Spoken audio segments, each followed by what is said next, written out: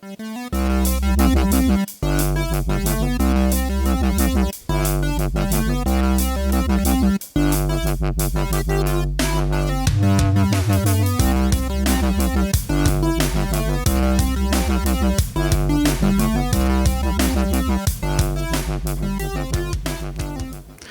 everybody, welcome to another episode of the LitRPG podcast. I'm Ramon Mejia, here to bring you the latest LitRPG news, reviews, and of course author interviews.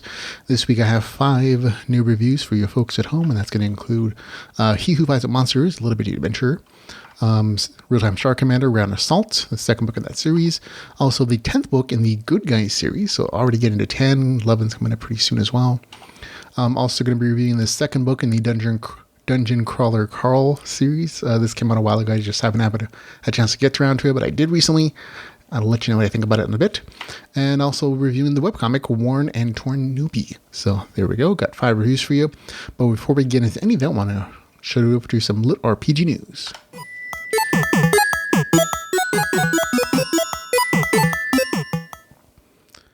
And in LitRPG news, just have one quick announcement, a quick happy birthday to some of LitRPG's favorite couple, power couple, a couple who've gone from being single authors to publishers in the genre themselves, Dakota and Daniel Kraut, who run the LitRPG publishing company Mountain Dell Press. They're some of my favorite people in the whole wide world, and I want to wish them both a good happy birthday week and weekend, and I hope they have the best time together. They're wonderful people, and of course you probably know Dakota from his work with a number of novels, including Felicia's Chronicles, the Divine Dungeon series, a bunch of other things. So he's probably one of your favorite authors if you've ever even heard LitRPG. So I definitely wish him a happy birthday if you know him on Facebook or Twitter or wherever. But other than that, not much LitRPG news. So we're going to go right into stuff that is out now in LitRPG, and that's going to include Dungeon of the Old Gods. Also, Sands of Blood and Bone, which is the second book in the Divine Divinity series. The second book in the Weight of It All, Dungeoneer. Also, Tower Climber 2 is out for folks who've enjoyed book number 1. Also, the 4th book in the Rogue Merchant series. The second book in the God's Core series called Exodus of Gnomes. That's the gnome-themed Dungeon Core story. I thought it was cute. Also out is the 3rd book in Mephisto's Magic Online series, speaking of stuff published by Mountain Dell Press. Also out is the second book in the Pocket Cosmos series. This cover art does not do a really good job of connecting to the series, except for the corgi in the cover, if you recognize the corgi from the first book, which had a berserker. But the second book is out. Also, it is the 3rd book in the Overdrive series, which is one of the only mech LitRPG stories series that I know. The 7th book in the Reality Bender series. I'm reading it now. I'm really enjoying it. But it's a Russian LitRPG story. One of my favorite sci-fi LitRPG stories series. Also, it is the Monster Hunting 401 on the 4th book in the Condition Evolution series as well. Another new short story from Robert Bevan, who's always super hilarious, and also many inappropriate things in his short stories. Has a short story called Asses to Asses. So there you go. Also, the second book in the Towers of the Reincarnated Core series, Towers of Achalia. And there you go. Also, new audiobooks. We have a bunch of stuff here as well. Rise to Glory. Beastborn book number 1 is out as an audiobook. Also, Civ CEO 3. And also the Reborn Evolution Warlock book, as is the Project Stellar book number 3. And the Abduction Chronicle series, Villages of the Hawkshed. Towers of Ruin, book number 1 is out. That is also from Wolf Lock. Exodus of Gnomes. This one is Portal Books, I believe. They usually do a really good job of having their ebooks and the audiobooks out at the same time. Sea of Day, which is the Bad Guys book number 5, is out as an audiobook. Street Cultivation 3 by Sarah Lynn, who's always a good author for me, is out. This Quest is Broken, book number 1 is out. Dinosaur Warlord, book number 3, out as an audiobook. And The Boneless Engine, also out as an audiobook. So all kinds of good stuff for you folks to enjoy if you haven't. It's really hard to search the Amazon these days. There's so many stuff that if you do a search for LitRPG, you do get so much review, but you also get a bunch of junk. Like stuff that's just stolen from web novels or from some Chinese translation sites that don't belong there. You can see their pictures again and again and again repeated. Or just it's some dumb sex stuff. Not the harem stuff. That's sometimes legitimately LitRPG. But sometimes just people who are just saying they're Liberty when they're absolutely not, and it clutters up your searches. So I try to search them to find the ones that I actually know are Liberty for you guys to enjoy. In upcoming LitRPG, there's a bunch of stuff that is coming up the next couple months. Feel free to skip over it, but it's just me reading a bunch of stuff. So you know how to plan your reading schedule, your purchasing schedule, or even your publishing schedule if you're somebody who publishes. The fourth book in the Divine Apostasy series will be out on March 22nd. This one shifted from March 30th, I think, to March 22nd, so it's being pushed up a little bit. Ravenous Zombie Apocalypse will be out on March 24th. The sixth book in the Completionist Chronicles will be out on March 30th. The second book in the Shadow Kingdoms series will be out on March 31st. The fourth book, I think it is. Yeah, the fourth Nook book in the Bone Knight series by Tim Paulson will be out on March 31st as well, as will be the God's Game Volume number 5. Then the ninth book in the Rise to Omniscience series by Aaron Oster, out on April the 1st. The second book in the Nullifier series will be out on April 2nd. The third book in the Dungeon Crawler Carl series will be out on April 2nd. I'm reviewing book number 2 in the series. Book number 3 will be out on April the 2nd. I'm not sure why he chose April the 2nd and not the 1st. It seems like it's much more apropos release date, but hey. April the 5th will be Nullform book number 1. April the 12th will be the second book in the System series. April 12th, a new book from Ross Purr called Vulper, Alpha Rome book number 1. The Good Guys series book number 11 will be out on April the 15th. April the 20th, Rogue Merchant book number 5. Ash, Legends of the Nameless World, out on April 22nd. The Guild Core book number 3, April the 30th. Awaken Online Hellion will be out on May the 1st for fans of the Awaken Online series. On May the 4th will be Towers and Risk book number 2. On May the 4th, the Heavenly Throne book number 5. May the 4th, the Jeff the Game Masters, Malfunctioning Magic book number 1. On May the 10th, it'll be the Factory of the Gods book number 4. On May the 10th, Product Seller book number 4. On May 11th, the Beta Testers book number 6. May the 12th, Underdog book number 6. On May the 14th, The Range book number 2. I never got a chance to read the first book. I'm not sure if it's good or not. If you guys have read The Range book number 1, let me know. May the 18th, He Who Flies at Monsters book number 2 will be out. Again, we're reviewing book number 1 in the show today. On May the 18th, Discardian book number 7. May the 20th, An NPC's Path book number 4. May the 21st, a Royal LitRPG Roman series book number 3, The Punic Wars. May 24th, The Price of Power. On May 25th, the Clan Dominance Sleepless Ones book number 6. On May 31st, The Dungeon Slayer book number 3. On June 29th, Primacy Online book number 6. On June 30th, it'll be Towers of Ruin book volume 2 from Wolflock. So volume 1 just came out recently. So this will be a couple months till that second one. And that's all the stuff I know is coming out in the near future. On to LitRPG reviews.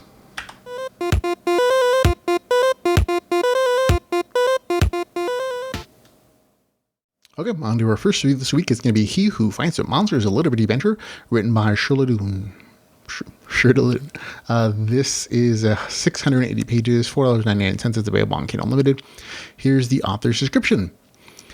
Jason wakes up in a mysterious world of magic and monsters. It's not easy making the career jump from office supply store rental manager to heroic interdimensional adventurer.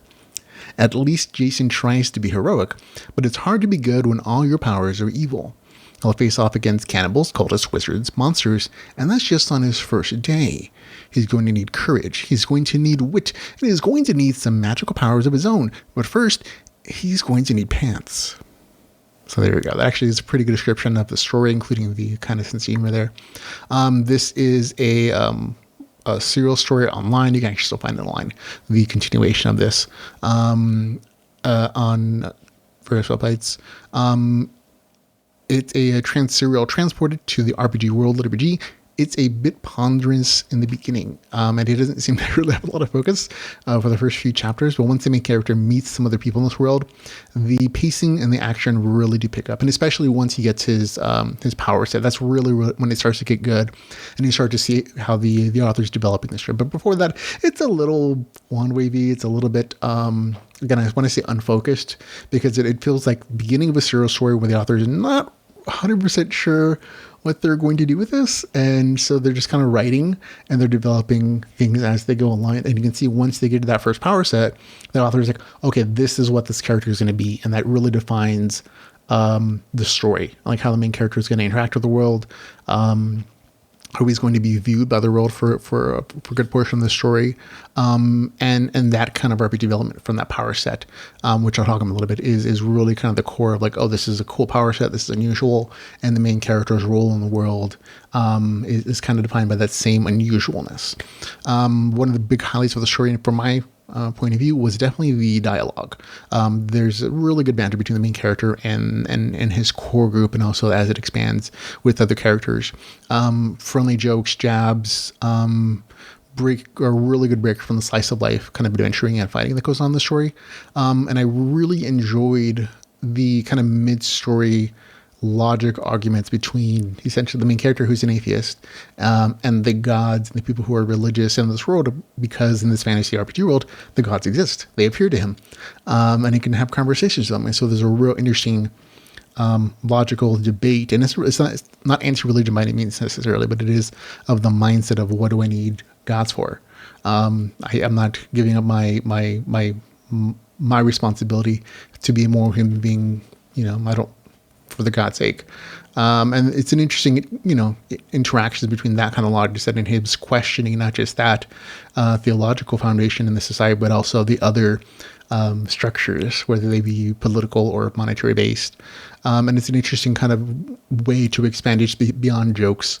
And I enjoyed that kind of logical process and thinking and back and forth, and how it becomes kind of a core of the main character's personality and questioning everything. Even if he's wrong, he's more than happy to question it and being argumentative. And it becomes a core personality that I enjoyed, him not just being a goody two shoes or being super evil, but kind of having this weird, I want to say, I guess neutral, not neutral evil, maybe neutral good, I'm not sure, kind of personality. But it's just kind of fun to see him grow in that respect. On the RPG side of things, very nice. This isn't the kind of story where the main character progresses with XP or anything.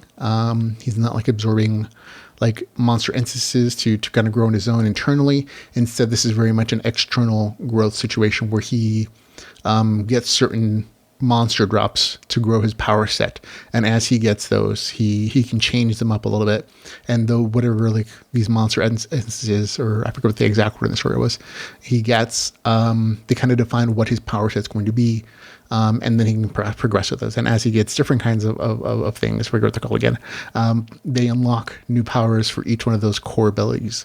So it was interesting to see his core abilities include like stealth and curses and stackable dots. I thought was a very interesting and different way kind of play style than your usual like either paladins or just straight wizards, or like warrior sets that you get in a lot of LitRPG. I'm always a big fan of like stories that try to do something different with different power sets, because it makes you think as a player and as a reader, how would I use those same powers to be more powerful or even as powerful as the main character is deciding to do. So anytime you can get the reader to do like this internal interaction of what I do, that's always a great sign for me.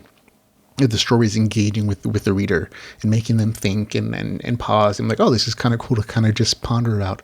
And I really enjoy that aspect of it as well. Especially considering a lot of his powers were kind of gruesome in their nature. And so that kind of sets him aside as not necessarily being on the side of good inherently with his powers, but the things that he does are defining him as a character. So overall, I had a great time with it. And again, the beginning is a little bit slow, and I've read some of the reviews from other authors who were like, I don't really care for the beginning of this, and I kind of stopped reading. And I kind of felt I actually had that feeling, but once the main character does again get to the other people, where he can do the dialogue, or once he gets the power set, that's where the story starts really picking up. And overall, it was a great read for me. And I especially know that because I found myself like staying up way too late to try to finish this like super big novel several times. So for me, it gets a score of 8 out of 10. I don't get up a lot of like really great review scores. Mostly they're like just good, and that's, I'm pretty easy to please.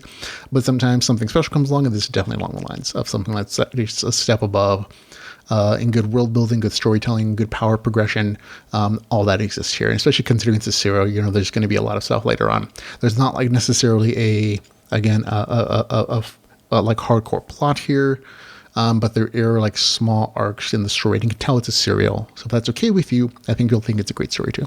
So that's He Who Fights on Monsters, a LitRPG adventure with a score of 8 out of 10, which is great to me. And next up, we have Real-Time Starcommander Ground Assault, a strategy Gamelit novel, written by Tracy Gregory. It is 186 pages, $3.99. It's available on Kindle Unlimited. Here's the author's description. From gamer to battlefield, the war grows. Recruited from Earth and tasked to put his gaming skills to work commanding vast fleets of starships, Evan secured a victory considered impossible. Now the hegemony is asking him to repeat the accomplishment before the deadly forces of the children consume their empire. While searching for a suspected enemy base, Evan discovered a secret the children are desperate to hide, one that will determine the entire course of the war. Victory will require winning in an entirely new theater of battle. With a new suite of units at his fingertips, the ground assault begins. And so there you go. This is a specialty kind of novel. It's not LitRPG. There's no RPG progression, which I'm always sad to see because it's so easy to implement. It is very much strategy. So if you've ever played any like 4X star games, like space games, it has that kind of same kind of course idea of like spawning and creating various types of battleships or ships to fight the enemy, gathering resources to fuel that creation system, and it uses those kind of base building, resource gathering, unit production game mechanics, but it isn't necessarily RPG progression because there's no leveling. Instead, the power progression system relies on strategic use of mechanics to build space and land-based, in this novel, automated fighting units to defeat enemies. And as the story progresses, new units are unlocked as the main character's faction, the hegemony, trust him, or his crew scans new defeated enemy starships. So that's how he's unlocking new stuff, and that's how the author is kind of stringing along that kind of power progression unit stuff.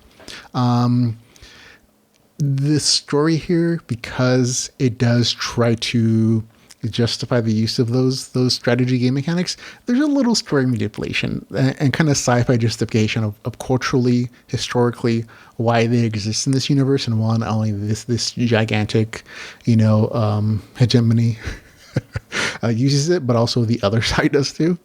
And like in book one, it was enough justification for me where I was like, okay, I get what the other's trying to do, and I'll go with it because it's a fun enough excuse to use these kind of game mechanics, and I'm cool with it. Except when it came to the ground battles this time, that was a little, I think the author just couldn't figure out a way of like justifying why both sides are using it. He does set it up, for the space stuff well. Both sides use them great, to create these space battles where they're spawning spaceships and fighting each other in different strategic ways, just like in book one. That was really well done. In book number 2, there's the expansion into ground battles, and unfortunately only the main character side is using these RTS mechanics to do the ground battles. The other side doesn't. So in some ways, if you've ever played an RTS game, you're like, okay, that's not uncommon that the other side is set up as the enemy. They have a fixed amount of stuff, and the main character is the one that's setting up a base and spawning locations and gathering resources. So in that respect, that's very faithful. But for me, I would have liked to have seen both sides have the same advantages and disadvantages. It feels more fair that way, especially considering when the author has the characters practicing their grand battles, both sides have that advantage, and they're definitely being very strategic about how they're using their land-based systems versus their space-based systems, and how they're different and how different strategies are involved. And I would have enjoyed seeing that competitiveness and that strategic thinking expand into the actual real life in the story battles. And it just doesn't. And it's all justified fairly well enough why that isn't the case. But for me, it's just a slight disappointment on the game mechanics side of things. However, an improvement in book number 2 over book number 1, in my opinion, was definitely the world building. There's a lot more of expansion of the enemy, their backstory, their history, the children of the hegemony, the antagonists in the story, and I liked the fact that there are definitely sections where they're told from their perspective with their history, explaining in depth about their consistent and clear motivations, and just kind of this like twist in their culture to explain some of the quirks that make that faction interesting. Plus, there's a very clear lead into like the next foe into the stream. If you ever play like StarCraft, you can probably guess what the next foe is going to be. Overall, it was an enjoyable story, but again, it loses a little bit on the game mechanic side for me, but it picks it up on expanding the world building, which is something I enjoyed. So for me, it still gets a score of like 7.5 out of 10, which is very much middle of the line good. Not particularly like really good, not particularly like, oh, barely good, but like just satisfying in the middle. But again, this is very much a specialty story. If you like RTS games, if you're a fan of those, you're going to enjoy this. And next up we have Eat, Slay, Love, The Good Guys book number 10, written by the amazing Eric Ugland. It is 428 pages, $4.99. It's available on Kindle Unlimited. And here's the author's description. An endless night full of hungry shadows. The most dangerous night of the year is upon Conchshell, Fiend's Night rather, when the boundary between Voldalini and Hell is at the weakest, and so Hell comes out to play. To survive the night, Montana must put his entire holding on lockdown and turn hastily made cave apartments into actual inviting homes for thousands of Conchshell's residents, most of whom he doesn't really know or don't really know or like each other, and all of whom have different ideas of what needs to be done on Feeds Night. So intent on becoming the Duke of his people, Montana spends the night flitting about the Imperial Balls, handing out gifts to children, squeezing through cobalt tunnels, and building with the dwarves. It's his handshaking, baby-kissing time to shine. Oh, except that the master he just took care of on Nostrad, that was the wrong one. The real master is hiding in Conchshell, and Montana has to catch him before the entire hold becomes his dinner. Eat, Slay, Love, and then there's just like more promo stuff with the book. This is... I always enjoy every single book in this. I don't think I've ever not enjoyed a book. This one is on the lighter side of enjoyment, though, and that's mostly because this is a slice life story, and in general, it's still done very well. There's some nice world building here with the explanation and seeing how the Fiend's Night kind of plays out, which is, to me, cross between like Christmas and Halloween to a degree, where in that, entities are coming from parallel dimension, but it's also about family and togetherness time and giving gifts and having balls. And so it feels like that cross, which is fine by me. I enjoy the cultural expansion of this world building. The action is really good. The story meanders a lot though. And I think I read some reviews who were like, this one lost me, because nothing really happened. And I guess if you're expecting a lot of plot development, it doesn't really happen, in the fact that the main character kind of goes on several tangents in implementing Fiend's Night and in gathering a bunch of people for really no reason that ends up happening in the story. And then there's this kind of mystery plot line of like, oh, where's the master? We had the wrong one. And I'm not spoiling anything, it's in the novel description. And going through those paths of like finding out what the master is, and then it all kind of culminates in the very end, and you're like, oh, that's like a couple pages where that just kind of just resolves itself without the main character really doing anything. And I'm like, oh, okay, that's it is what it is. It's kind of a meh ending. But some readers were definitely noting that the main character wasn't the one to kind of, defeat the bad guy. It's like, oh, okay, that's a very quick resolution of like a lot of build up. And I understand why it kind of has to be just the author's probably trying to move on to other plot lines, other things happening in the story.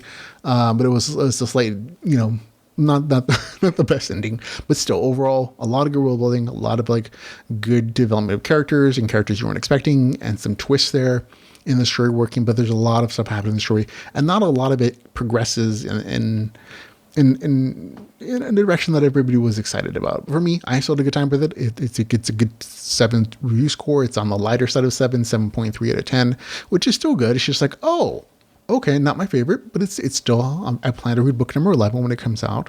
So for me, I had a good time with it. The ending did draw a little bit away from it, but again, I'm okay with that. I'm okay with the world building, the trial. Other stuff was still very enjoyable. That's Eat, Slay, Love, The Good Guys book number 10 with a score of 7.3 out of 10. And next up we have Carl's Doomsday Scenario, Dungeon Crawler book number 2, written by the ever hilarious Matt Denneman. It is 364 pages, $3.99. It's available on Kindle Unlimited. Here's the author's description. The training levels have concluded. Now the games may truly begin. The ratings and views are off the chart. The fans just can't get enough. The dungeon gets more dangerous each day. But in a grinder designed to chew up and spit out crawlers by the millions, Carl and Princess Donut need to work harder than ever just to survive. They call it the Overcity, a sprawling, once thriving metropolis devastated by a mysterious calamity. But these streets are far from abandoned. An undead circus trawls the ruins. Murdered prostitutes rain from the sky. An ancient spell is finally ready to reveal its dark purpose, and Carl still has no pants. They call it a dungeon crawler They call it Dungeon Crawler World. For Carl and Donuts, it's anything but a game. Gotta like that little tag in the end. Okay, this is one of my favorite series. Matt Denham is one of my favorite authors. He is always someone who's just so creative and creepy sometimes. And this is definitely one of the series, probably on the lighter side of his creepy weirdness, in a good way, Matt, if you watch this. The story involves essentially a dungeon dive, but each dungeon level in this RPG apocalypse on Earth is just like themed so weird and creepy sometimes, and there's like these weird twists on monsters and power levels and quirky humor in the story, with this like Hunger Games kind of viewing audience from the galactic world that drops in occasionally and helps or harms like his chances and Princess Donut the cat who talks to him. That everything's just so odd, and it's for me it's so fun.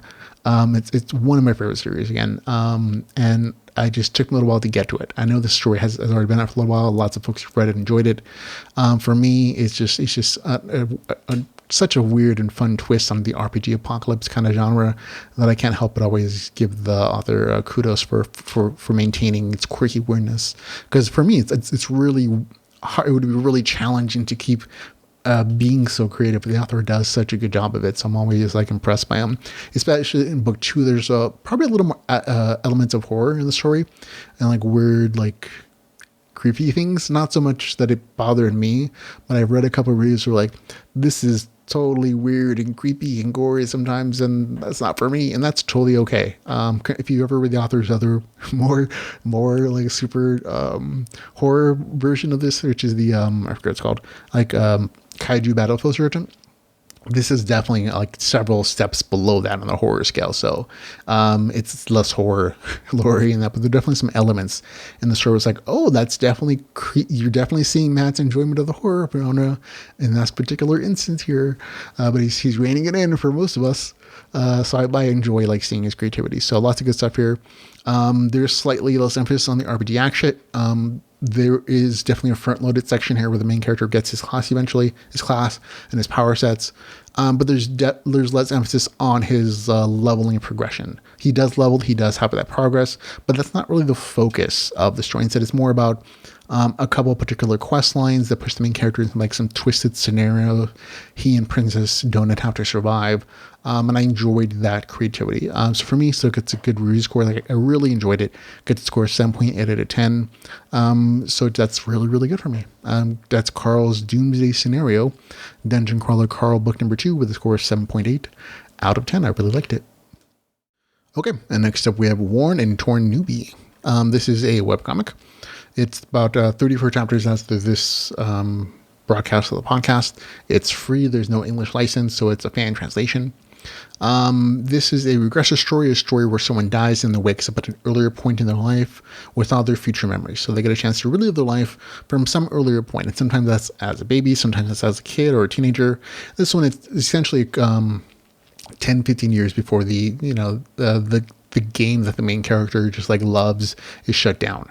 And so he's going back to the beginning of when the MMO started with all of his foreknowledge about all the game's secrets. And because he devoted so much of his life to this game, he knows all those quirks, all the exploits, how to levels. He knows all the people that eventually become like major power players for this world and all the money that they're gonna like benefit from. And so now his goal is to become the most powerful character the most powerful player in this MMO. And he just has to face off against powerful monsters, boss monsters, PKers, guilds, and PvP sports teams. So there's a lot of antagonists in the story that he faces off against, and it's a really good, interesting story and fun story that's an exploit story for me. A main character knows all the exploits, he knows all the secrets of the game because he's fought hard to learn them and not just have knowledge, but have this twitch memory of like how to exploit them and all the different patterns for monsters. But he still has to work hard to accomplish everything together. And it's kind of this fun expansion of like, oh, how is he going to use this exploit to overcome this situation or these characters or these hardcore powerful players? And it's fun for me. It's enjoyable and it's competitive. The artwork is also really solid here. Let me drop in to see if you can see it. Here's the artwork. If you're looking at the video version of the podcast, I think this is like 5 or 6 chapters in. So is this the past? He's regressed back to the world. You can see the clean lines, good coloration here. He does a really good job of like conveying emotions and pain and pleasures, and the game mechanic stuff really comes through really nicely and well. So it's enjoyable stuff. So good artwork on that side too. So for me, gets a score of what I give it, 7.7 out of 10. Really enjoyable. So really good score for me as well. So that's Worn and Torn Newbie as a webcomic with a score of 7.7 out of 10. And that is it for the show, ladies and gentlemen. Thank you very much for listening, for watching, for hanging out. Remember, you can always follow us on Facebook, Twitter, YouTube, Patreon, our website at LitRPGpodcast.com, where we have all the thousands of reviews we've done over the years. You can also listen to the podcast every week on Spotify, Audible, Amazon, on iTunes, and any podcasting app you can think of. Or you can always just follow the latest ones at our website at LitRPGpodcast.com. So, and again, thanks for hanging out this week. If you want to support us, you can find all the ways to do so at litrpgpodcast.com/support. Thanks for hanging out with me again. Until we can hang out again, remember to go read some LitRPG. Goodbye, everybody.